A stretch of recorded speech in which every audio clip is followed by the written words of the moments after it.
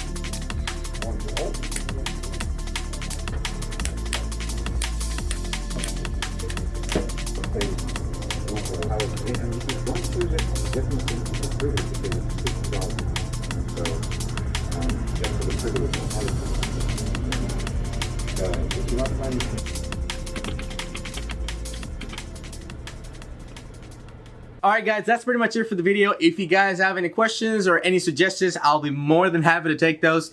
Maybe you have a different way to do it. Please leave your comments down below. Again, Marlon from Provincial Computers, thank you so much for watching.